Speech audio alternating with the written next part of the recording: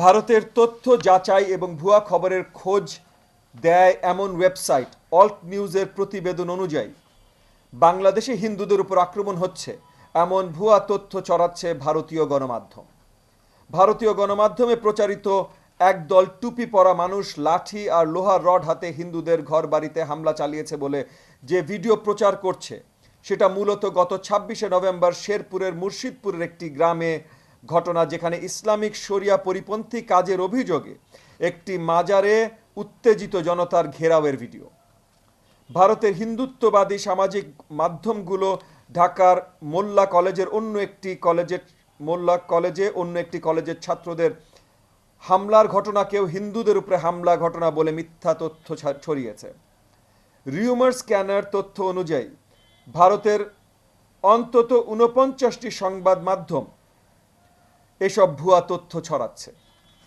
প্রিয় সাংবাদিক বন্ধুগণ, ভারতীয় গণমাধ্যমে প্রচারিত ভুয়া তথ্যগুলোর মধ্যে আরও রয়েছে শেখ হাসিনার নামে ভুয়া খোলা চিঠি, মুসলিম এক ব্যক্তির তার নিখোঁজ ছেলের সন্ধান চেয়ে করা মানববন্ধনকে হিন্দু ব্যক্তির সন্তান বলে প্রচার, বাংলাদেশের নিষিদ্ধ জঙ্গি সংগঠনগুলোর উপর নিষেধাজ্ঞা তুলে নেবার ভুয়া দাবি, পাকিস্তানি জাহাজে করে অস্ত্র আসার মতো ভিত্তিহীন দাবি, শ্যামলী পরিবহনের বাসে হামলার মতো মিথ্যা তথ্য, চিন্ময়ের আইনজীবীর উপর হামলার ভুয়া তথ্য ইত্যাদি। বন্ধুগণ, ফেসবুকে বাংলাদেশ বিরোধী অপপ্রচার রোধে মেটা কর্তৃপক্ষকে ব্যবস্থা নিতে বলায় আমরা মাননীয় প্রধান উপদেষ্টাকে ধন্যবাদ জানাচ্ছি। একই সাথে আমরা সরকারকে অনুরোধ করব আওয়ামী ফ্যাসিস্ট বাহিনীর সাইবার সেল সিআরআই ইয়াং বাংলার সাথে যারা জড়িত রয়েছে তাদের অবিলম্বে আইনের আওতায় আনতে হবে এবং গণহত্যা এবং সাম্প্রদায়িক সংঘাতের উস্কানির মাধ্যম হিসাবে মেটা কর্তৃপক্ষের মাধ্যমে আওয়ামী লীগের ভেরিফাইড ফেসবুক পেজকে ব্যান করতে হবে। প্রিয় সাংবাদিক বন্ধুগণ, আমরা মনে করি ভারতীয় অপপ্রচার কোনো অংশেই একটি স্বাধীন দেশের সীমান্ত অন্য একটি দেশের সামরিক মহড়ার চেয়ে কম নয়। এর পাল্টা প্রস্তুতি হিসাবে আমাদের জাতীয় ঐক্যের প্রদর্শন অত্যন্ত জরুরি।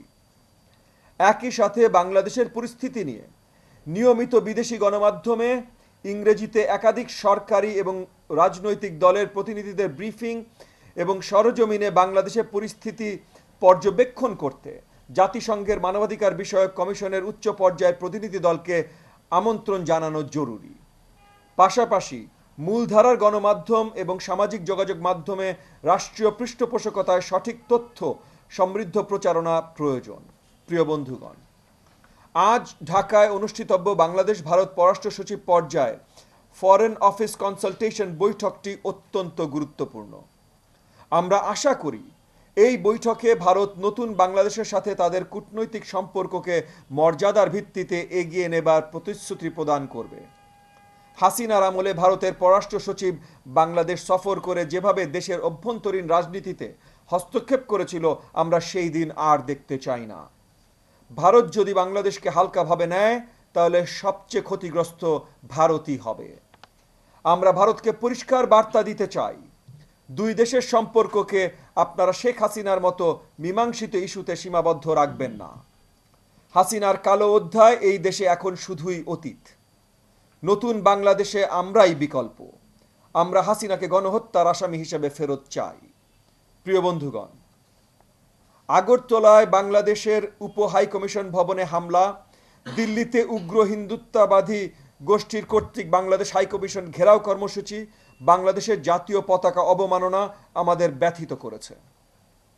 এর প্রতিবাদে আগামী 12ই ডিসেম্বর সকালে জাতীয় প্রেস ক্লাবের সম্মুখীন আমরা জাতীয় পতাকা প্রদর্শনী কর্মসূচি পালন করব বলে আজ আমাদের নীতি নির্ধারণী কমিটিতে সিদ্ধান্ত গ্রহণ করেছি। ভারত এখনো বুঝতে সক্ষম হয় নাই যে জুলাই বিপ্লব ছিল গণমানুষের আন্দোলন। হাসিনাকে আশ্রয় দেয়া নিয়ে দেশের মানুষ ক্ষুব্ধ হলেও প্রথমে তারা প্রতিক্রিয়া দেখায় নাই। তবে ভারতই পরিকল্পিতভাবে উস্কানি দিয়ে এদেশের মানুষকে তাদের বিরুদ্ধে নিয়ে যাচ্ছে।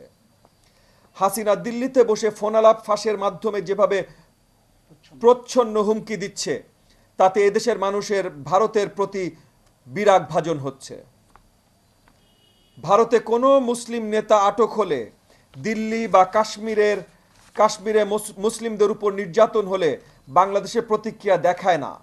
তবে রাষ্ট্রদ্রোহিতার অভিযোগে ইসকনের একজন বহিষ্কৃত নেতা চিন্ময় দাসের আটকের পর ভারতের বিবৃতি এদেশে স্বাধীন বিচার ব্যবস্থার উপর হস্তক্ষেপের শামিল। নিরাপত্তার খাতিরেই ভারতকে উগ্রতা পরিহার করে সীমান্তে বাংলাদেশিদের হত্যা বন্ধ করতে হবে। উজানে নদীর পানি প্রত্যাহার করা থেকে সরে আসতে হবে। আমাদের অভ্যন্তরীণ রাজনীতিতে হস্তক্ষেপ বন্ধ করতে হবে। ন্যায্যতার ভিত্তিতে বাণিজ্যিক এবং পানি কূটনীতি চালাতে হবে। প্রিয় বন্ধুগণ, বাংলাদেশে আমরা কোনো সাম্প্রদায়িক উস্কানি আমরা সহ্য করব না। আইনজীবী সাইফুলকে জবাই করার পরও এদেশের মানুষ অসীম সহনশীলতা দেখিয়েছে। আমরা উদার, তবে দুর্বল নয়। বিজয় আমাদেরই হবে ইনশাআল্লাহ।